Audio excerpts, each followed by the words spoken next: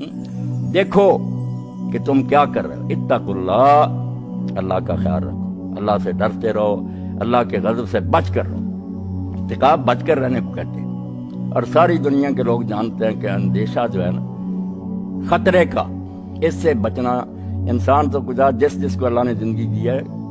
جو بچے ہیں مرغی کے وہ بھی جانتے ہیں کہ چیل آ گئی فوراً پروں کے نیچے چھپ جاتے۔ خطرے سے بچنا یہ کھچڑی بات ہے۔ تو اللہ پاک فرمائے اتنا بڑا خطرہ کہ اعلان ہو رہا کہ آگ ہے جس میں ہمیشہ جلو گے، اس کا نہیں تم خیال کر۔ ایمان ہوتا تو لرز نہ جاتے کہ دنیا کی چند روزہ زندگی کو بناتے بناتے یہاں عیاشی کرتے کرتے آگ میں پڑ جائیں اور پھر نکلنے کی کوئی راہ نہ ہو، یہ خطرہ مول لینا چاہتے ہو۔ اس کا معنی یہ کہ تم مانتے ہی نہیں دل سے،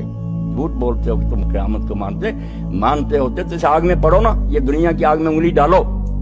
جیسے حضرت عامش رحمۃ اللہ علیہ کے متعلق پڑھا کہ جب برا خیال کبھی آتا نا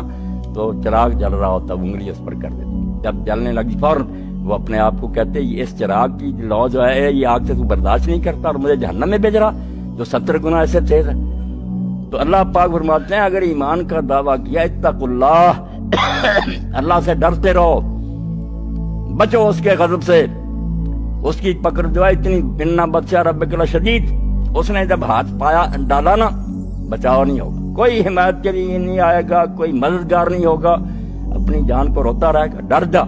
وَلْتَنْظُرْ نَفْسٌ مَّا قَدَّمَتْ لِغَدٍ، کیسی عمدہ بات قرآن نے کی کہ کل کے لیے فکر کر کے کیا کر رہا۔ سب فکر فردہ کو مانتے ہیں، دانا لوگ کے فکر فردہ، کل کی فکر کرو۔ اسی لیے یہ انشورنس ہو رہی ہیں، بینکوں میں لوگ سیونگ اکاؤنٹ کھولتے ہیں کہ کل بھائی کوئی مصیبت آ گئی، کچھ ہونا چاہیے پہلے۔ اسی لیے شیخ سعدی رحمۃ اللہ علیہ فرماتے ہیں ابلے کو روز روشن شمع کافوری نے، وہ بیوقوف جو دوپہر کے وقت چراغ میں ڈال کر گھی، اس وقت چراغ جلاتا بیکار ضائع کرتا گھی کو، وہ احمق جو دوپہر کے وقت شمع کافوری جلاتا ہے، زود باشد کس بشب روغن نہ باشد در چراغ، تھوڑی دیر کے بعد جب رات آئے گی تو تیل تو ختم ہو چکا ہوگا، اب کہاں سے جلائے گی، جب وقت آیا جلانے کا اب ہے ہی نہیں۔ تو یہ ہے فکر فردہ کہ مستقبل کی فکر کرو، اس کو برباد نہ کرو۔ غد کہا کہ تم جانتے ہو کہ جیسے آج ہے تو کل کا جانتے ہو نا کہ رات آئے گی پھر کل آ جائے گا، یقین ہے نا۔ اللہ نے قیامت کو کل کہا کہ بالکل جیسے آج کے بعد کل ہے نا، اور تم شک نہیں کرتے اس کے لیے دن رات محنت کرتے ہو کہ کوئی سیونگ رکھیں،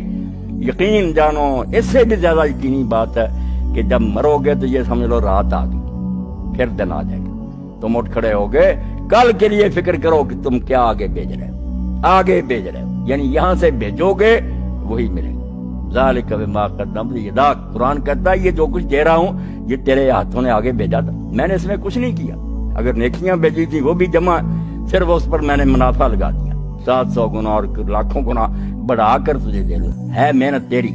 اور اگر تو نے گناہ کیے تھے تو تیرے اپنے کرتوت ہیں تو تیرے سامنے آ رہے ہیں، میں ظلم نہیں کر رہا۔ اللہ تعالیٰ وما ربک بظلام للعبید، میری طرف سے نہ کہنا میں نے آگ بنائی اور یہ خون بنایا اور یہ پیٹ بنائی، یہ سارے دنیا میں کام کرتا تھا۔ رسول کریم علیہ السلام نے یہ بات کھول کر سمجھا دی کہ جو کچھ بھی جہنم میں عذاب ہے نا وہ یہاں کی کرتوتیں ہیں۔ اگر خون کے دریاؤں میں غوطے کھا رہے ہوں گے اور فرشتے کنارے پر کھڑے ہوں گے پتھر لے کر، سر باہر نکالے گا، سر پر مارے گا، کچلے گا، پھر نیچے چلے جائیں گے، پھر وہ خون کا دریا یہی سود خور لوگ غریبوں کا خون چوس رہے، اور منافع خور جو رمضان آیا اور چیزیں مہنگی کر یہ خون پی رہے ہیں اب، مگر نہیں سمجھتے، وہاں سچ مچ بنا دیا جائے کہ یہی خون تھا نا جو تم ڈونک بن کر پیتے تھے، پیو۔ زانی لوگ جائیں یہ اس وقت بدبودار گوشت کھا رہے ہوں، پاک صاف گوشت پڑا ہوگا نہیں کھا رہے گے، بدبودار کھاتے یہاں بھی ہیں کہ حلال بیوی نہیں حاصل کرتے، حرام کی طرف بھاگ، یہاں تمسر نہیں ہوگا، یہاں کی نیکیاں بدیاں شکل بن کر آ جائیں، پورے بھی ہماری نوازیں ہی ہوں گی، دودھ جو ہوگا ہمارا علم ہوگا، لباس جو ہوں گے وہ ہمارا تقویٰ ہوگا، یہاں کی نیکیاں، اس لیے کوئی شے نہیں کسی کو نہیں ملے گی یہاں کی ہوئی باتیں۔ اللہ فرماتے ہیں ڈر جاؤ اور ہر وقت دیکھو کہ آگے کیا بھیج رہے ہو، نیکی بھیج رہے ہو یا اپنی تباہی کا سامان بھیج رہے ہو۔ واتقوا اللہ، دوبارہ دہرایا کہ اس کو معمولی نہ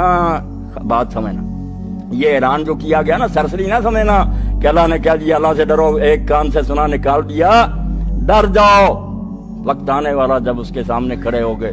اور یہ بھی خیال نہ کرنا کہ اس کو کیا پتا ہم نے کیا کیا، ہم خود بھول گئے ہیں، اللہ کو کیسے پتا، فرمایا نہیں تم بھول جاؤ گے، ان اللہ خبیر بما تعملون، جو تم کرتے رہے اس سے وہ پوری طرح باہر، اس کو کوئی بات نہیں بولتی، نہ کوئی مغالطہ لگتا، وہ ریکارڈ لے آئے گا تمہارے سامنے، جو دیکھو گے تم کہو گے ہائے ہماری کمبختی مال ھذا الکتاب، یہ دفتر کہاں سے نکلایا، لا یغادر صغیرۃ ولا کبیرۃ الا احصاها، کوئی چھوٹی بڑی شے نہیں رہی جو اس میں درج نہیں ہے، کوئی چھوڑی نہیں بات، ہمارے دل کے خیال، ہماری آنکھوں کی چوریاں، ہمارے کانوں نے جو غیبتیں سنی سب درج، ووجدوا ما عملوا حاضرا، جو وہ کچھ کر کے گئے وہ سامنے ملے گا، ایک فرمایا لکھا آئے گا، دوسرا وہ سامنے تصویریں بنی ہوگی، نماز بھی آئی کھڑی ہوگی، خیرات بھی کھڑی ہوگی، اور قبر میں بھی آتا ہے، جب آدمی میت جاتی ہے چاروں طرف کھڑی ہو جاتی ہے بات، فرشتے پوچھنا شروع، ادھر نماز ہے، ادھر صدقہ ہے، ادھر روزے ہیں، لوگ کہتے ہیں کیا حساب کرتے، اور برا جو ہے اس کے پاس کچھ بھی نہیں ہوتا، مار پڑتا، تو فرمایا خبردار رہو کہ اللہ کو پوری طرح پتا جو تم کرتے ہو، اور جب جاؤ گے اس کے سامنے کوئی بات اس کو بھولی نہیں ہوگی، جانتا ہوگا کہ یہ کر کے یا ایھا الذین آمنوا اتقوا اللہ حق تقاته، اہل ایمان اللہ کا تقوی اختیار کرو جتنا کہ اس کے تقوی کا حق ہے، ولا تموتن الا وانتم مسلمون، اور دیکھنا ہرگز موت نہ آنے پائے مگر فرما برداری کی حالت میں۔ یہ سب سے گاڑھی آیت ہے قرآن مجید میں تقوی کی تلقین کے لیے، اللہ کا حق جتنا ہے اتنا تقوی۔ اس پر صحابہ گھبرا گئے کہ یا رسول اللہ کا حق کون ادا کر سکتا ہے؟ پھر جب آیت اتری ہے سورہ تغابن کی کہ فاتقوا اللہ ما استطعتم، اپنی امکانی حد تک تقوی اختیار کرو، تب ان کی جان میں جان آئی۔ ساتھ ہی یہ کہ مت مرنا مگر حالت فرما برداری میں، کیا معنی ہے؟ کوئی پتہ نہیں کس لمحے موت آ جائے، کوئی لمحہ نافرمانی میں نہ گزرے، مبادا موت کا ہاتھ اسی وقت آ کر تمہیں دبوچ لے۔ اس طرح کی شخصیتیں اگر پہلے نہ بنی ہوں تو کوئی کام نہیں ہو سکتا۔ پہلے کردار سازی افراد کی، اب جب یہ کردار سازی ہو، لہذا جہاں تک تمہارے بس میں ہو اللہ سے ڈرتے رہو، اور سنو اور اطاعت کرو، اور اپنے مال خرچ کرو، یہ تمہارے ہی لیے بہتر ہے۔ جو اپنے دل کی تنگی سے محفوظ رہ گئے بس وہی فلاح پانے والے ہیں۔ اللہ سے ڈرتے رہو۔ قرآن مجید میں ایک جگہ فرمایا گیا ہے اتقوا اللہ حق تقاتہ، اللہ سے ایسا ڈرو جیسا اس سے ڈرنے کا حق ہے، سورہ آل عمران آیت 102۔ دوسری جگہ فرمایا لا یکلف اللہ نفسا الا وسعها، یعنی اللہ کسی متنفس کو اس کی استطاعت سے زیادہ کا مکلف قرار نہیں دیتا، سورہ البقرہ آیت 286۔ اور یہاں فرمایا جا رہا ہے کہ جہاں تک تمہارے بس میں ہو اللہ سے ڈرتے رہو۔ ان تینوں آیتوں کو ملا کر غور کیجئے تو معلوم ہوتا ہے کہ پہلی آیت وہ معیار ہمارے سامنے رکھ دیتی ہے جس تک پہنچنے کی ہر مومن کو کوشش کرنی چاہیے۔ دوسری آیت یہ اصولی بات ہمیں بتاتی ہے کہ کسی شخص سے بھی اس کی استطاعت سے زیادہ کام کرنے کا مطالبہ نہیں کیا گیا ہے، بلکہ اللہ کے دین میں آدمی بس اتنے ہی کا مکلف ہے جس کی وہ مقدرت رکھتا ہو۔ اور یہ آیت ہر مومن کو ہدایت کرتی ہے کہ وہ اپنی حد تک تقوی کی کوشش میں کوئی کسر نہ اٹھا رکھے، جہاں تک بھی اس کے لیے ممکن ہو اسے اللہ تعالیٰ کے احکام بجا لانے چاہیے اور اس کی نافرمانی سے بچنا چاہیے۔ اس معاملے میں اگر وہ خود تساہل سے کام لے گا تو مواخذے سے نہ بچ سکے گا، البتہ جو چیز اس کی مقدرت سے باہر ہوگی، اور اس کا فیصلہ اللہ ہی بہتر کر سکتا ہے کہ کیا چیز کس کی مقدرت سے واقعی باہر تھی، اس کے معاملے میں اس سے باز پرس نہ کی جائے گی۔